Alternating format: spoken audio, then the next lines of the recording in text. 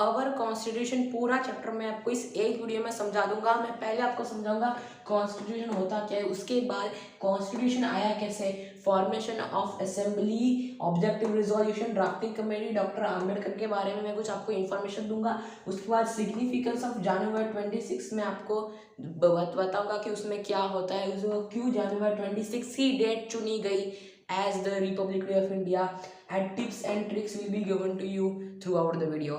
So don't skip the video, watch the video to the very end and let's start our topic, that is our constitution. पहले हम इस constitution chapter का हम concept समझ जाते हैं। concept क्या है constitution का? Constitution is a comprehensive document containing set of rules that describes rights and duties of the citizen and the manner according to which the governance in the country is to be carried out. इतनी बड़ी definition है, कैसे learn करेंगे? देखो, इसमें learn करने जैसी कुछ चीज नहीं है। मैंने आपके लिए इधर पूरा बोर्ड पर लिख दिया है कॉन्सेप्ट आपके लिए। देखो, constitution is a comprehensive document containing set of rules that describes. पहले हम लोग इतना पार्ट समझ लेते हैं। कॉन्स्टिट्यूशन क्या है? कॉम्प्रिहेंसिव डॉक्यूमेंट है, मतलब मोटा मोटी तौर पर वो एक डॉक्यूमेंट है। वो डॉक्यूमेंट के अंदर क्या है अब हम वो पढ़ेंगे। Containing set of rules that describes rights and duties of a citizen. उस डॉक्यूमेंट के अंदर वो रूल्स है, और वो रूल्स किसके बारे में है? वो रूल्स एक सिटीजन के राइट्स और इसकी ड्यूटीज के बारे में हमें बताते हैं। It describes rights and duties of the citizen, और rights and duties goes in hand. Rights क्या होते हैं? उस आदमी के अधिकार, उस सिटीजन के अधिकार, और ड्यूटीज क्या होती है? वो आदमी का कर्तव्य उसके देश के प्रति।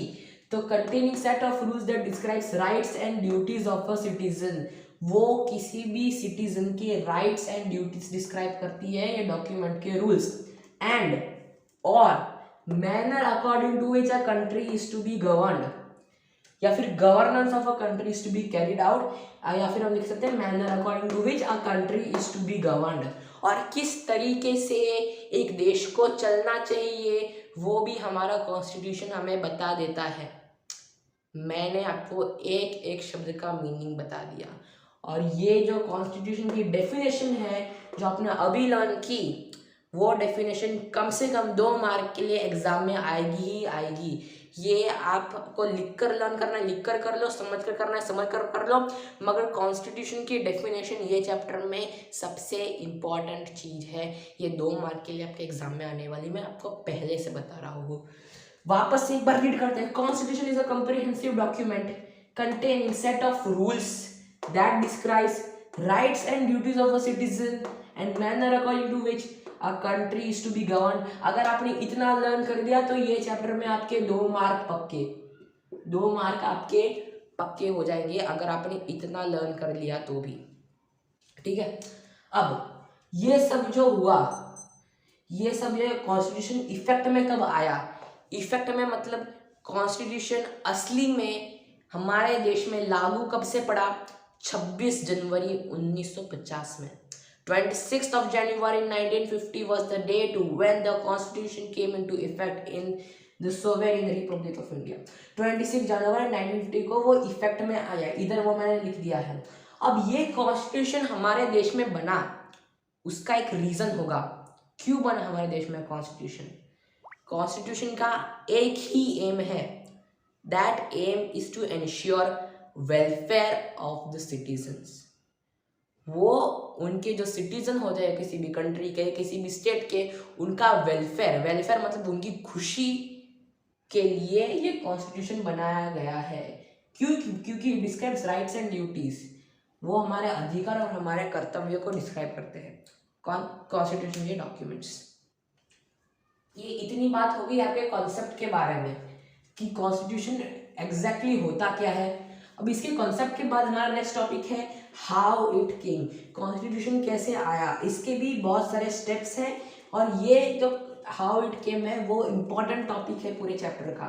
एंड द रीजन इज, इसमें बहुत आपको डिस्क्राइब करना पड़ेगा एक एक स्टेप कि कैसे कैसे आया कॉन्स्टिट्यूशन इंडिया में। देखो इधर आपकी बुक में क्या दे रखा होगा, आपकी बुक में इतने सारे लाइंस दे रखे होंगे, मैं इनको बॉयल डाउन कर रहा हूँ और एक सिंपल भाषा में आपको एक्सप्लेन कर रहा हूँ, ठीक है। तो देखो हाउ इट केम, इसका भी आंसर है। तो हुआ क्या, 1946 में, ये सारी डेट्स आप याद रखना, ये चैप्टर में डेट्स सबसे ज़्यादा इम्पोर्टेंस की है। आप ये चैप्टर में डेट्स, एक एक चीज़ की डेट आप याद रखना, अगर आप डेट भी याद करते हो तो उसका भी आधा मार्क होता है। तो 1946 में इंडिया में एक मिशन आया, उस मिशन का नाम था cabinet mission. Cabinet mission, cabinet mission में जो इंडियन रिप्रेजेंटेटिव्स लोग थे उन लोगों ने अपनी डिमांड्स रखी, और उन डिमांड्स में से भी एक था नेशनल असेंबली एक खड़ी करना। नेशनल असेंबली क्यों खड़ी करना, नेशनल असेंबली खड़ी करने की भी एक वजह थी, क्योंकि governance of the country should be smooth even after Englishman go out. Governance of country should be smooth even when Englishmen go out.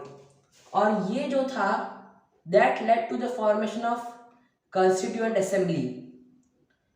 Constituent Assembly इसी की वजह से बनी।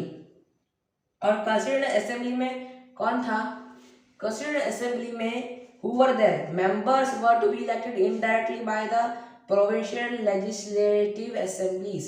Provincial legislative assembly मतलब lower house, इसमें के जो members थे they were indirectly elected by the lower houses, by lower house election। मैंने आपको पूरी कहानी जो 3 मार्क की आपकी एग्जाम में आने वाली है वो मैंने आपको एक बार में समझा दी। देखो एक एक चीज मैंने समझाई अच्छी तरीके से, आपको समझ में आ गई ये चीज, नहीं आई मैं और एक बार समझाता हूँ। 1946 में एक मिशन इंडिया आया था, उस मिशन का नाम था कैबिनेट मिशन। कैबिनेट मिशन में जो इंडियन रिप्रेजेंटेटिव वाले लोग थे, इंडियन रिप्रेजेंटेटिव जो लोग थे उन लोगों ने कुछ डिमांड्स रखी। उस डिमांड्स में एक डिमांड थी नेशनल असेंबली की। अब ये नेशनल असेंबली की डिमांड क्यों रखी, नेशनल असेंबली की डिमांड इसलिए रखी क्योंकि कल जाकर अगर ब्रिटिशर्स इस देश से बाहर भी हो जाते हैं, क्योंकि 1946 का साल था, इसके 1 साल के बाद ही हमको आज़ादी टोटली मिल जाती है। ये बात आप अपने दिमाग में रखकर चलिए। तो अगर ब्रिटिशर कल जाकर बाहर चले जाते हैं तो फिर हमारे देश का जो गवर्नेंस है वो भी स्मूथली चलना चाहिए। इसकी वजह से इन लोगों ने नेशनल असेंबली की डिमांड रखी और उसकी वजह से ही आगे जाकर कॉन्स्टिट्यूएंट असेंबली फॉर्म हुई। और कॉन्स्टिट्यूएंट असेंबली का पहले से फंक्शन था कि हमारे सिटीजन्स का वेलफेयर करना। जुडिशियल, लेजिस्लेचर और हमारा एग्जीक्यूटिव जो 3 ब्रांचेस है उसमें इंडिविजुअलिटी मेंटेन करना, ये पहला फंक्शन होता था हमारी कॉन्स्टिट्यूएंट असेंबली के लिए। तो कॉन्स्टिट्यूएंट असेंबली में जो मेंबर्स थे वो कौन कौन से थे, who were they, the members were indirectly elected by the lower houses. और लोअर हाउसेस कौन थे, वो प्रोविंशियल हाउसेस होते थे। समझ में आया कॉन्सेप्ट? इतनी कहानी अगर आप लिखोगे आपके 3 मार्क्स पक्के एग्जाम में। तो व्हाट इज कॉन्स्टिट्यूशन हो गया, हाउ इट केम हो गया, फॉर्मेशन ऑफ असेंबली कैसे हुई, फॉर्मेशन ऑफ असेंबली जो मैंने अभी बताई that is not formation of assembly. Formation of assembly में आपको बहुत सारी डेट्स याद रखने को आएगी। अभी से मैं आपको कह रहा हूँ कि अभी से आप एक नोटबुक ले लीजिए, वो नोटबुक में जितनी भी डेट्स मैंने अभी तक लिखी है आप वीडियो को पॉज कर लिख दीजिए। जब तक मैं बोर्ड रब कर रहा हूँ आप वीडियो को पॉज कीजिए और सारी की सारी डेट्स लिख दीजिए, क्योंकि डेट्स इसके लिए बहुत इंपॉर्टेंट है। ये चैप्टर्स के लिए आधे मार्क की तो सिर्फ डेट्स ही पूछे जाने वाली है। Dates are the most important part of this chapter, believe it और नॉट। देखो इधर, फिर formation of the constituent assembly. Constituent assembly का फॉर्मेशन कैसा हुआ? First sitting of the constituent assembly, constituent assembly की पहली सीटिंग थी, लिखना मेरे साथ साथ, फिर ये डेट आप भूल जाओगे। First sitting of constituent assembly was held on 9th of December 1946। एक सेकेंड, हाँ 9 दिसंबर 1946 को क्या कौन सी हुई थी फर्स्ट सीटिंग? पहली बैठक कॉन्स्टिट्यूएंट असेंबली की 9 दिसंबर 1946 को ही। ये डेट एग्जाम में बहुत आएगी। और इसके 2 दिन ही बाद, इसके 2 दिन ही बाद, दो दिन कितने हुए, 11 दिसंबर 1946 को राजेंद्र प्रसाद बन जाते हैं हमारे कॉन्स्टिट्यूएंट असेंबली के president. President of the constituent assembly is Rajendra Prasad on which date 11 December of 1946। और 9 दिसंबर 1946 में ये लीड कौन करता है, who is the president at that time, क्योंकि राजेंद्र प्रसाद तो 11 दिसंबर को बने, मगर पहली बैठक तो 9 दिसंबर को ही। तो फिर 9 दिसंबर में कौन था प्रेसिडेंट, 9 दिसंबर में थे डॉक्टर सचिद आनंद सिन्हा। कौन था, सचिद आनंद सिन्हा। ये बात आप याद रखना, 9 दिसंबर सचिद आनंद सिन्हा, 11 दिसंबर राजेंद्र प्रसाद। 9 दिसंबर को पहली सिटिंग भी हुई थी। इतनी बात क्लियर हो गई, जी हाँ क्लियर हो गई। अभी ये कहाँ पर हुई थी, हमारा जो पार्लियामेंट है उसके सेंट्रल हाउस में हुई थी ये सारी मीटिंग। सेंट्रल हाउस में ये सारी कंडक्ट की गई थी मीटिंग। मैंने आपको ब्रीफली सारी चीज़ों का डिस्क्रिप्शन दे दिया है, बाकी तो यही सारी चीज़ों को बहुत डिस्क्राइब कर लिया है बुक वालों ने, मगर mainly this is how the formation of assembly took place. 9 दिसंबर 1946, 11 दिसंबर 1946 पहली सिटिंग हुई थी। 9 दिसंबर 1946 को पहली सिटिंग हुई थी, 11 दिसंबर 1946 को राजेंद्र प्रसाद बन गए थे। अच्छा, इसके बाद कौन सा, इसके बाद ऑब्जेक्टिव रिजोल्यूशन। चलो मैं इसके बारे में भी आपको बता देता हूँ। ऑब्जेक्टिव रिजोल्यूशन किसने पास किया था, ये क्वेश्चन आपके एग्जाम में बहुत बार आएगा। ऑब्जेक्टिव रिजोल्यूशन पास किया था Pandit Jawaharlal Nehru. Objective resolution OR भी लिखते हैं। देखो OR में आपका कैसे क्वेश्चन आएंगे मैं आपको बता देता हूँ। OR में या तो आपको एक क्वेश्चन आएगा, पहला क्वेश्चन जो बन सकता है, who pass the objective resolution, या फिर who propose the objective resolution. ठीक है, ये क्वेश्चन आ सकता है ऑब्जेक्टिव रिजोल्यूशन के बारे में। और दूसरा क्वेश्चन आ सकता है, right any 2 points of objective resolution, 2 mark के लिए बस। बाकी ऑब्जेक्टिव रिजोल्यूशन में कुछ ज्यादा खास लर्न करने की बात नहीं है। खास लर्न करने की बात किसमें है, फॉर्मेशन ऑफ असेंबली में। ठीक है, अब ऑब्जेक्टिव रिजोल्यूशन में क्या था, देखो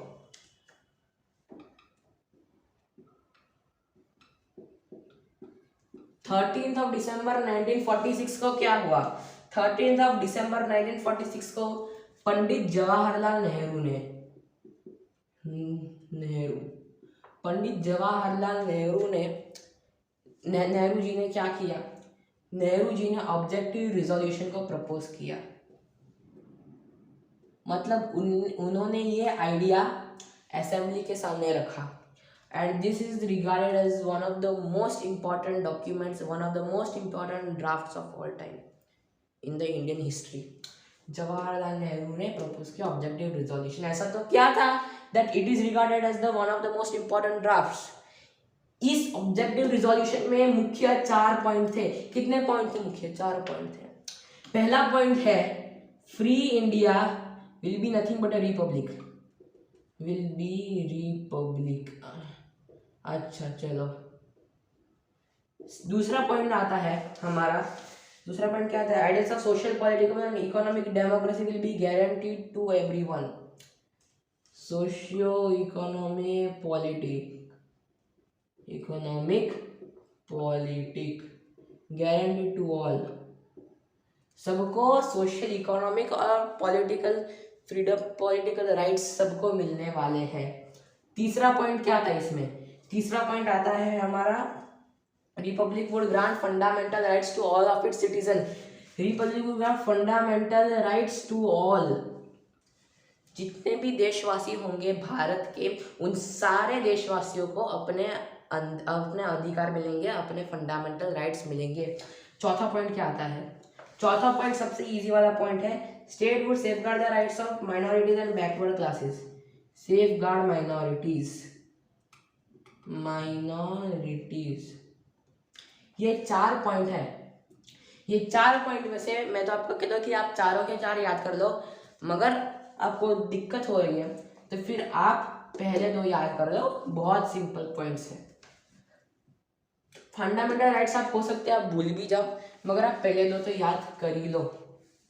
थर्ड अच्छा, अब ये 13 दिसंबर 1946 के डेट को प्रपोज हुआ था और पास कब हुआ, यही डॉक्यूमेंट पास कब हुआ, 22 जैन ऑफ 1947।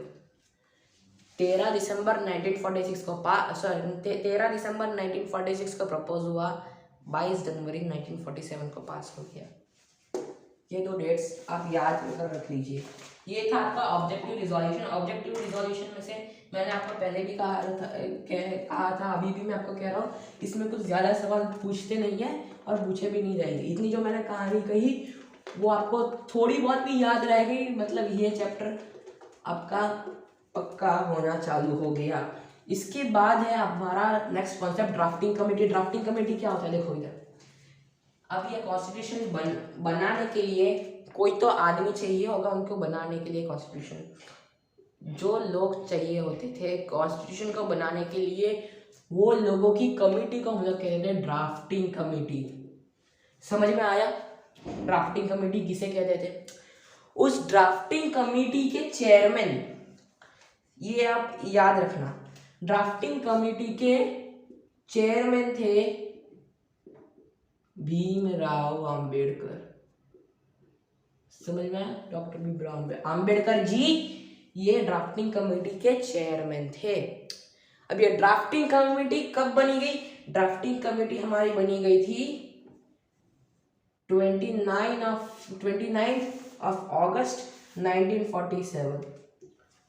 ये दिन को हमारी ड्राफ्टिंग कमेटी बन गई, बनी, ये डेट क्रिएटेड, ठीक है। 29 अगस्त 1947 को हमारी ड्राफ्टिंग कमेटी बन गई। उसके चेयरमैन थे भीमराव अंबेडकर जी, डॉक्टर BR अम्बेडकर। ये आपका हो गया कॉन्सेप्ट ड्राफ्टिंग कमेटी का। ऑब्जेक्टिव रिजोल्यूशन हो गया ड्राफ्टिंग कमेटी। अब हम जानते हैं डॉक्टर अम्बेडकर जी के बारे में। उन्होंने कॉन्स्टिट्यूशन में बहुत सारे चेंजेस लाए थे और बहुत सारे ऐसे ड्राफ्ट्स पब्लिश किए थे, बहुत सारे ऐसे लॉज बनाए थे जिससे अभी भी हमारे देश को फ़ायदा हो रहा है।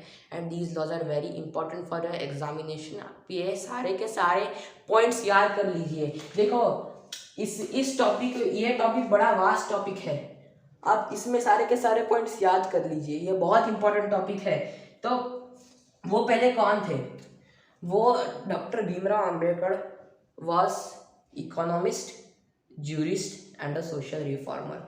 ये क्वेश्चन भी आएगा आपके एग्जाम में। Who was doctor BR Ambedkar?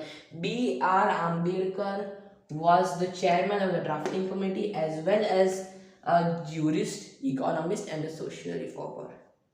ये 3 चीजें आप लिख दोगे, आपके 2 मार्क पक्के। ये हाँ, भीमराव अंबेडकर जी का नाम हम लोग उनको बाबा साहेब नाम से भी जानते थे, बाबा साहेब आम्बेडकर उनका निकनेम था। He was popularly known as Baba Saheb. अब उन्होंने क्या किया कॉन्स्टिट्यूशन में? He did some major changes in the constitution and let us know what changes he did in the constitution और what laws he made in this constitution. पहला, उन्होंने अपना major काम जो किया था उनके बारे में जानने वाले हैं। He made Indian Constitution workable, flexible and strong enough to work/enact in times of both peace and war। मतलब चाहे युद्ध हो रहा हो, चाहे हमारा देश शांति में हो, उन्होंने ऐसा कॉन्स्टिट्यूशन बनाया जिससे हमारा देश दोनों की दोनों स्थिति में एकदम अच्छी तरीके से काम कर सके। ये था पहला पॉइंट। दूसरा पॉइंट क्या था उनका? दूसरा पॉइंट था सेफ गार्ड टू माइनॉरिटीज। अच्छा, ये पॉइंट बहुत इजी है याद करना, सेफ गार्ड टू माइनॉरिटीज। क्यों? क्योंकि ऑब्जेक्टिव रिजोल्यूशन में भी यही पॉइंट था, इसमें भी यही पॉइंट है, कनेक्ट हो रहे हैं। ऑब्जेक्टिव रिजोल्यूशन में भी यही पॉइंट था, safeguard to minorities will be provided by India. और इसमें भी यही पॉइंट है, सेफ गार्ड टू माइनॉरिटीज। और इसमें हाँ, माइनॉरिटीज में आता कौन है, माइनॉरिटीज मतलब ओबीसी, ये भी आपके बुक में दिया होगा, पर तो भी मैं एक बार बोल देता हूँ, ओबीसी, ट्राइबल कास्ट लोग माइनॉरिटीज में आते हैं जिनकी संख्या ज़्यादा नहीं होती इस देश में। तो तीसरा पॉइंट क्या था, चलो हमें फटाफट ये चैप्टर निपटाना है। तीसरा पॉइंट था उन्होंने कॉन्स्टिट्यूशनल रेमेडीज डाली, कॉन्स्टिट्यूशन में कॉन्स्टिट्यूशनल रेमेडीज। अब ये क्या है, कॉन्स्टिट्यूशनल रेमेडीज में अंदर आता है रिट। रिट आपको पता ना हो तो writ is nothing but a written form of degree. उसकी भी बहुत सारे टाइप्स होते हैं, हेबियस कॉर्पस, मैंडामस वगैरह, वो हम लोग किसी अगले चैप्टर में कवर करेंगे। मगर आपको अभी इसलिए याद रखना है क्योंकि ये एक पॉइंट है, and the point is he provided constitutional remedies. समझ में आ गया पॉइंट? जी आ गया। Fourth, he said that single citizenship would be prevalent in India. अच्छा, सिंगल सिटीजनशिप का कॉन्सेप्ट क्या है मैं आपको समझा देता हूँ। यूएसए में क्या होता है, यूएसए में एक आदमी न्यूयॉर्क का भी सिटीजन हो सकता है और यूनाइटेड स्टेट्स ऑफ अमेरिका का भी सिटीजन हो सकता है। वहां पर वो लोग ड्यूअल सिटीजनशिप फॉलो करते हैं, मगर हमारे देश में इट इज सिंगल सिटीजनशिप। मगर चाहे, इसका मतलब क्या, इसका मतलब ये कि चाहे अगर कोई आदमी गुजरात में पैदा हुआ हो कि तमिलनाडु में, उसके पास एक ही सिटीजनशिप रहेगी, that will be of his or her nation and that is India। समझ में आ गया कॉन्सेप्ट? ये फोर्थ पॉइंट। अब ये फिफ्थ पॉइंट क्या है, he made directive principles। Directive principles of the state policy अभी तक आपको पता ही होगा, वो आपके अंदर प्रीवियस क्लासेस में भी बहुत बार आप पढ़ चुके हो, इसको कुछ डिस्क्राइब करने की जरूरत नहीं है। और अभी ये बोर्ड भी गंदा हुआ है तो फटफट में बोर्ड ये साफ कर लेता हूँ, क्योंकि अगला कॉन्सेप्ट हमारा लास्ट कॉन्सेप्ट है, that is what is the significance of January 26। जनवरी 26 क्या हुआ था? देखो मैं आपको ये सब कहानी के तौर में समझा रहा हूँ, मैं आपको एक एक वर्ड एक एक लाइन समझा रहा हूँ आपके चैप्टर की, क्योंकि आपका चैप्टर मैं चाहता हूँ पक्का हो जाइए और आपको फुल मार्क्स आने चाहिए इसमें। देखो समझो ये significance of January 26। Lahore, modern day Pakistan, Lahore Pakistan में कांग्रेस का सेशन हुआ, कांग्रेस का एक सेशन हुआ। उस सेशन में क्या हुआ, उस सेशन, वो सेशन जब कंडक्ट किया गया, वो डेट थी 26 जनवरी।